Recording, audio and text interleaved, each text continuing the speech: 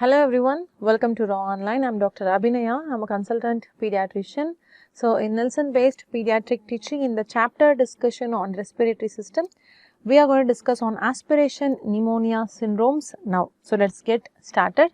So we are going to talk about both acute aspiration and recurrent aspiration. So some of the common etiologies, risk factors, and how do the aspiration pneumonia present and how are we going to treat them.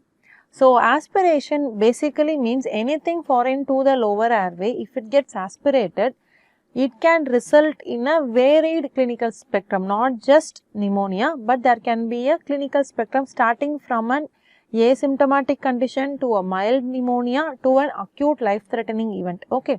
Again, aspiration can happen either in an acute setting, in an emergent setting like an ICU condition, or during a intra-op situation or post-op situation, or it can keep happening recurrently.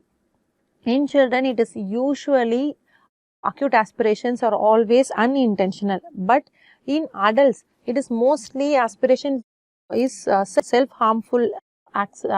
Incidentally, they do it when they try poisonings, etc.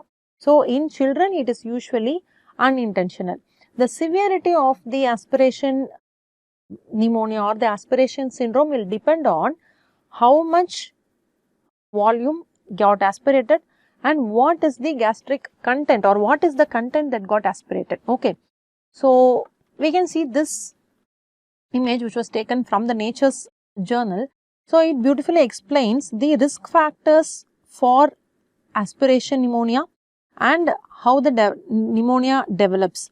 So, basically the risk factors you can divide it into 3 to 4 broad categories. Okay. For a normal, normally when we swallow food, the deglutition should never involve aspiration at all. Okay. So, it is a smooth process. It involves 4 phases. I will tell you what are those 4 phases in a while.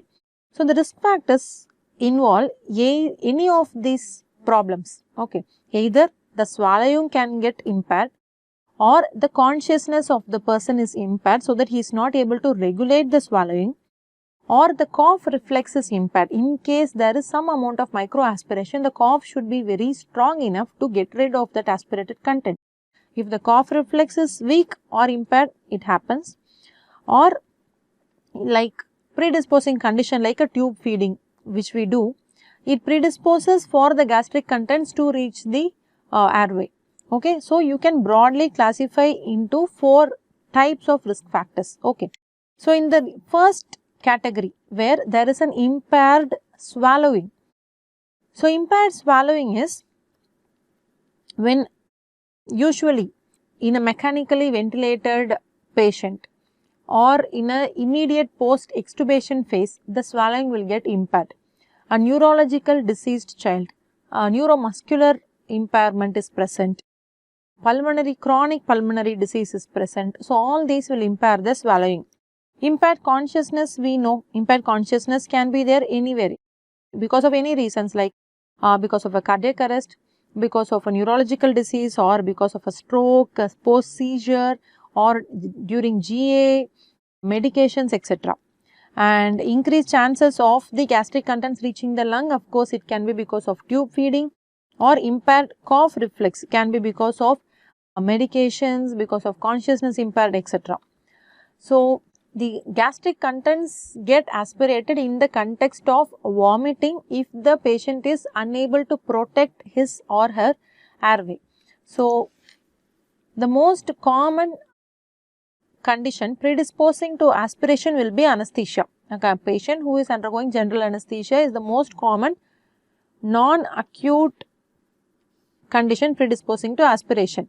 But nowadays the strict guidelines of fasting before receiving anesthesia has greatly reduced the chances of aspiration. And again, even for a minor procedure, for a dental procedure, or you are going to give just IV sedation, those procedures also has the potential to suppress the protective airway reflexes. So, even though you think I am just going to sedate the child for some minor procedure, for just a tap or something like that, even in those instances, always be ready with your resuscitation kit, with oxygen, with suction apparatus, everything ready. Okay. And in adolescents, in adults, alcohol intoxication and use of illicit drugs can cause aspiration of gastric